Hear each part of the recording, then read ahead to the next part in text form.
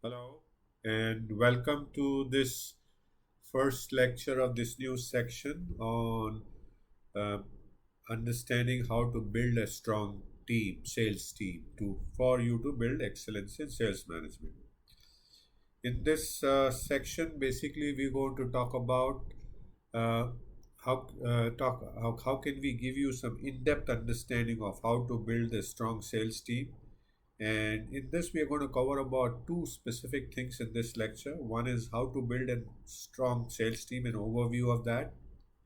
And then part of that, one of the steps is to recruit. And we'll talk about how can you do recruitment. And specifically, we will talk about three things.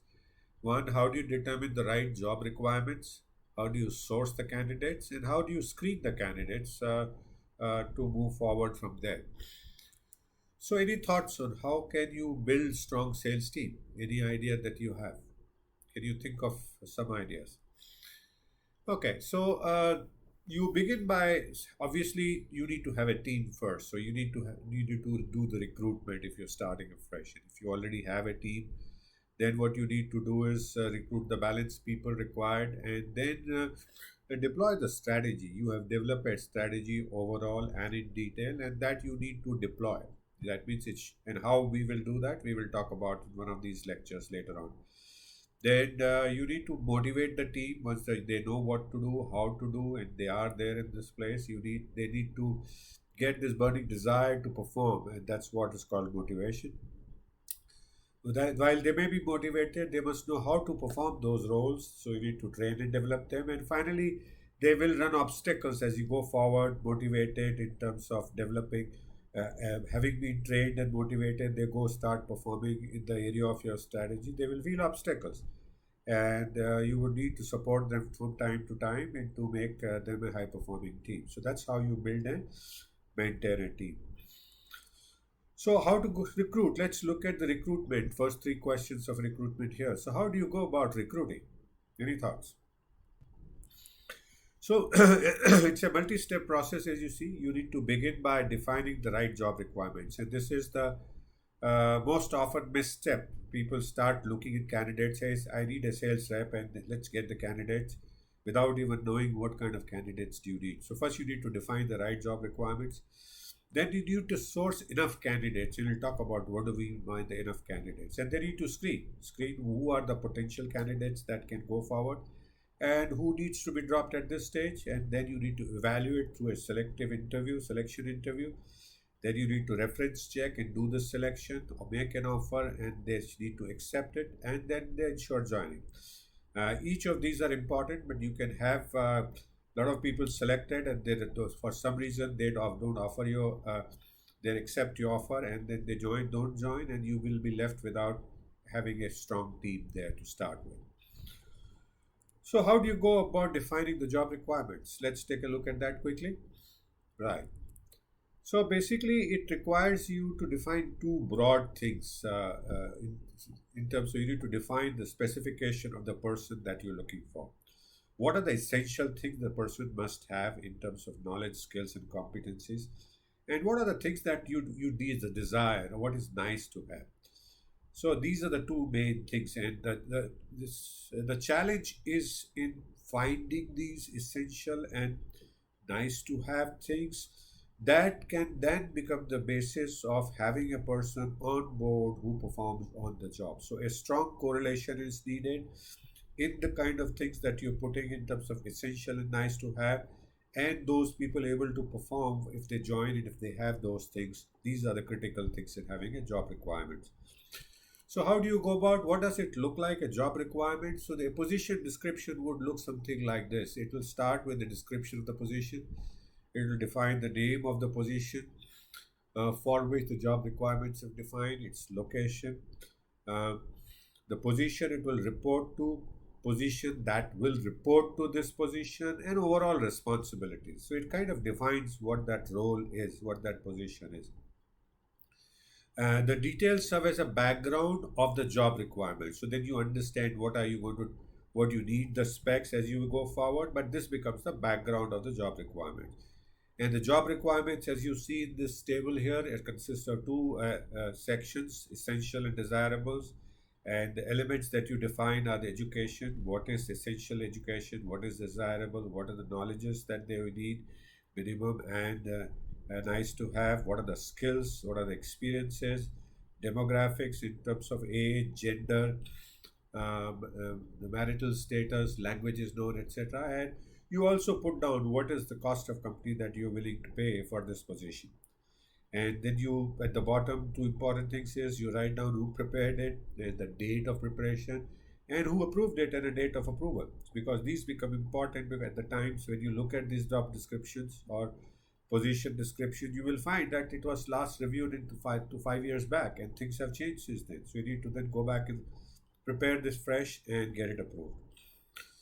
Once you have the job profile or the job requirements, you need to source the candidates. How do you go about sourcing the candidates? Any thoughts? So you need to, this involves having a pipeline of people for the position that you're talking about, as per the requirements that you have laid down in the earlier step that we have seen.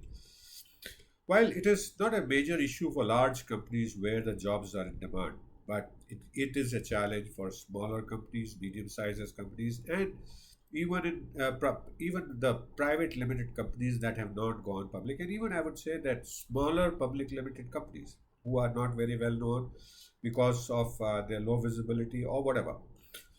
So most of these companies do not have the desired positive image to draw the talent that we are looking for, and that's where this the challenge arises. So let's see what can we do to overcome these challenges and build a robust pipeline of candidates to that can serve you as a there's a board to start making your selection.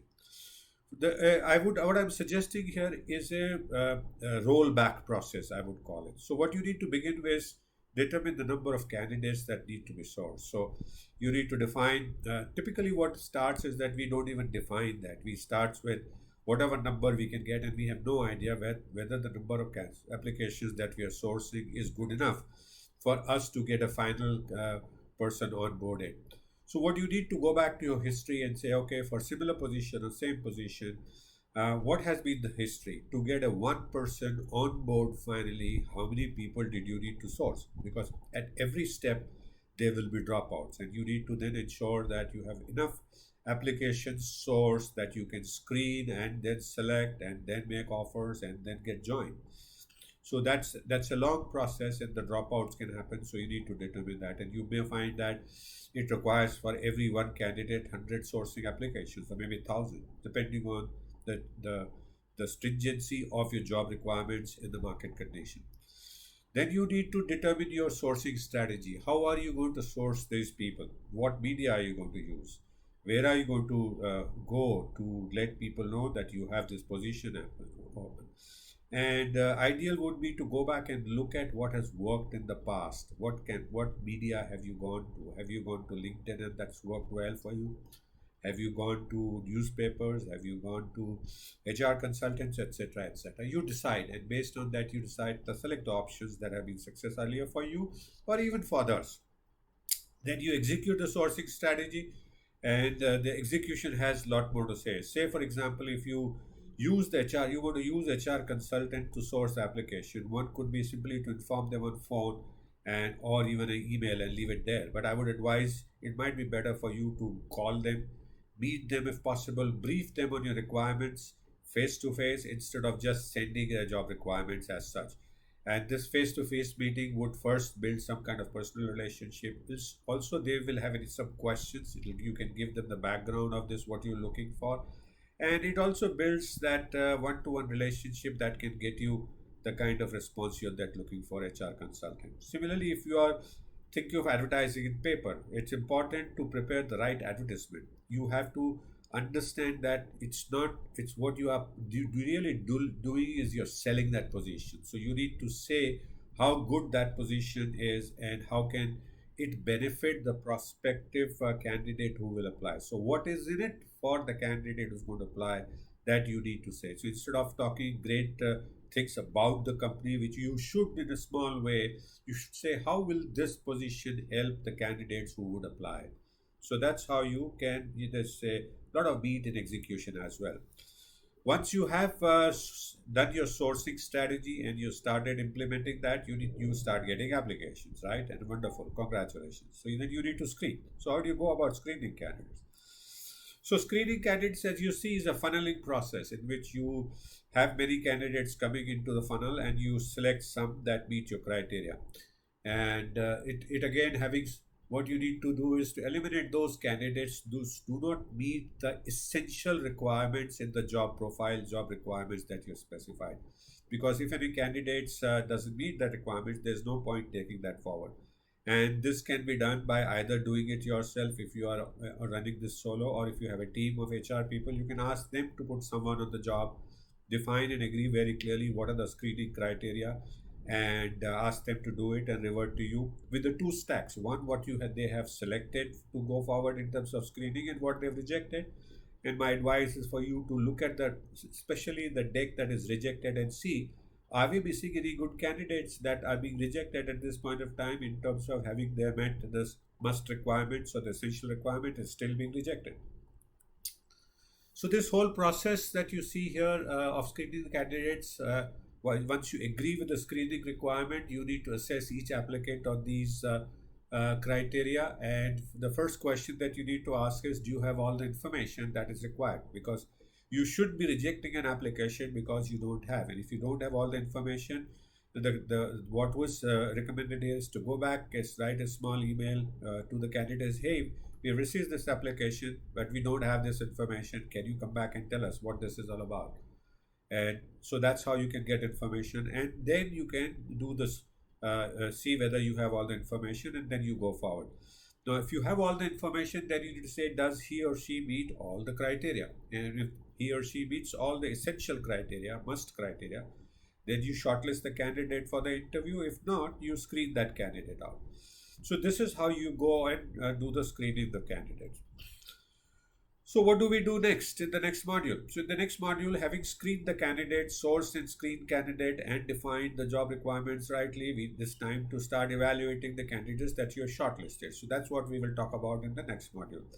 So thank you so much for watching this first lecture of building a strong sales team. I hope you are beginning to learn again few more things, new things in this lecture, and you're beginning to enjoy those. And I will continue to see you in the next year. So thank you so much again, and look forward to see you in the next lecture.